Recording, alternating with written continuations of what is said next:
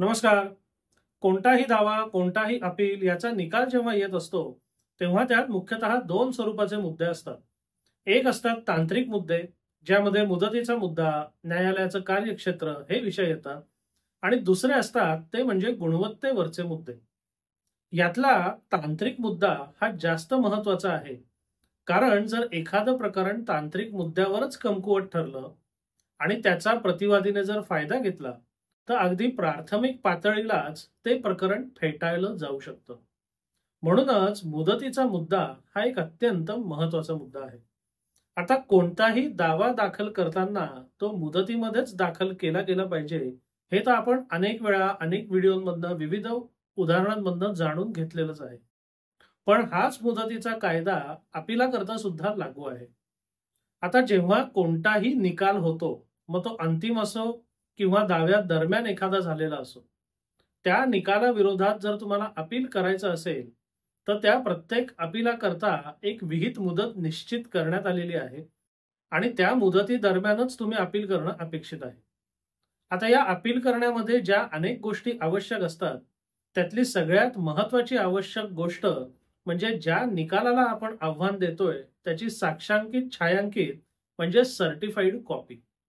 मग आता गंमत अशी असते की समजा एखादा निकाल 1 तारखेला देण्यात आला, त्याच्याविरुद्ध अपील करायची मुदत 30 दिवसांची आहे. पण जर तुम्हाला त्या निकालाची प्रत मिळण्याला जर 15 तारीख उजाडली, तर मग 1 तारीख ते 15 तारीख हा जो तुमचा वेळ वाया गेला, ज्यामध्ये तुमचा तसा काही दोष नव्हता, मग ह्या 15 दिवसांचा तुम्हाला फायदा मिळणार का? हे 15 दिवस तुमच्या त्या 30 दिवसाच्या मुदतीच्या कालावधीमध्ये गणले जाणार का वजा केले जाणार? हा एक अत्यंत महत्वाचा मुद्दा आहे. कारण मगाशी म्हटल्याप्रमाणे कोणत्याही निकालाला जेव्हा तुम्ही आव्हान देता, अपील दाखल करता, तेव्हा त्यात सुद्धा ते अपील मुदतीत दाखल करणं आणि गुणवत्तेवर टिकणं ह्या दोन्ही गोष्टी महत्वाच्या आहेत. म्हणजे मुदतीचा मुद्दा हा जसा दाव्यामध्ये महत्वाचा आहे, तसाच अपिलामध्ये सुद्धा महत्वाचा आहे.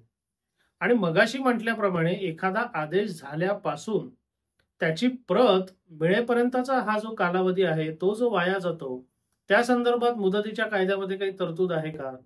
तर निश्चितपणे करण्यात आलेली आहे. आता मुदतीचा कायदा याच्याबद्दल काय म्हणतो? तर एखाद्या निकालाविरोधात आव्हान द्यायची मुदत कधीपासून सुरू होते? तर ज्या दिवशी तो निकाल जाहीर करण्यात येतो तेव्हापासून. पण यात अजून एक तरतूद अशी आहे की या निकालाची सर्टिफाईड कॉपी मिळण्याकरता तुम्ही जर त्याच दिवशी अर्ज केला असेल, तर ती प्रत तुम्हाला मिळेपर्यंतचा जो कालावधी आहे, तो तुमच्या मुदतीमधनं वगळला जातो.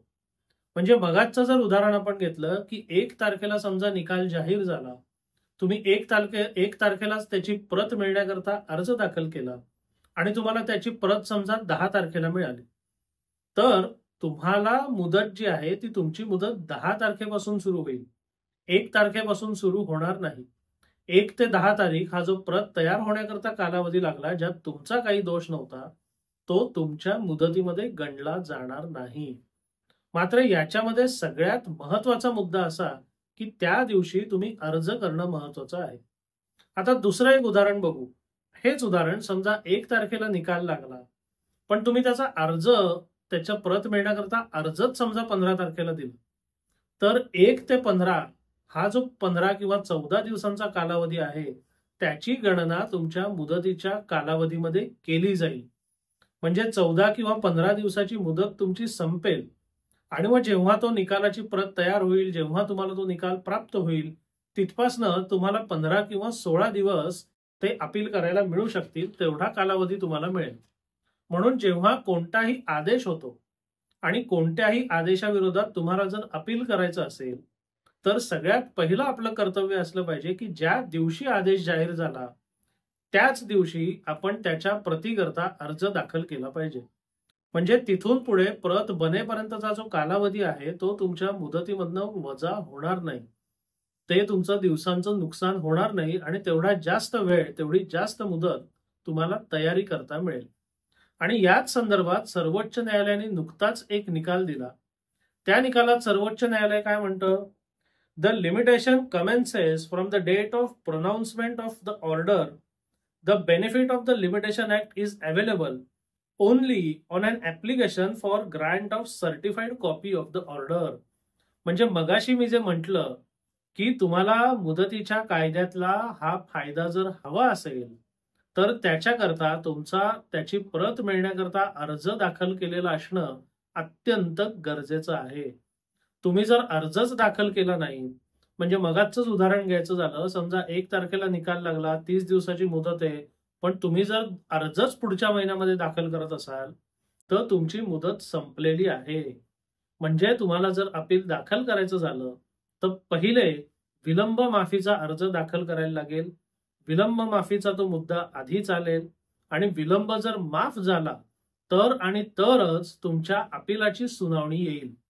जोवर तुमचा विलंब माफ होत नाही तोवर अपिलाची सुनावणी सुरू होऊ शकत नाही.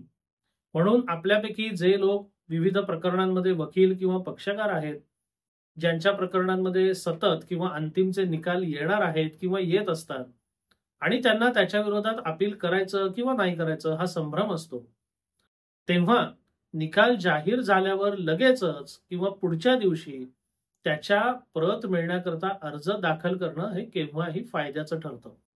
म्हणजे त्याने तुमची मुदत ही कायम जेवढी आहे तेवढीच तुम्हाला मिळते. अपील करायचं का नाही करायचं ते निकाल वाचल्यावर तुमचं किंवा तुमच्या वकिलांचं काय मत होतं आणि बाकी अनेक गोष्टी याच्यावर तो निर्णय अवलंबून आहे.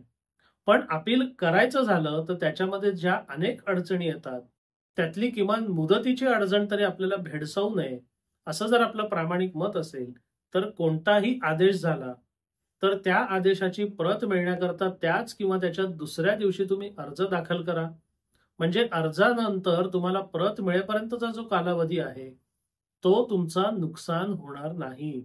आणि अपील जर तुम्ही करायचं ठरवलं तर तेवढ्या दिवसांची वाढीव मुदत तुम्हाला अपील दाखल करायला मिळेल, जेणेकरून तुमचं अपील मुदतीत दाखल होण्याची शक्यता ही निश्चितपणे वाढेल.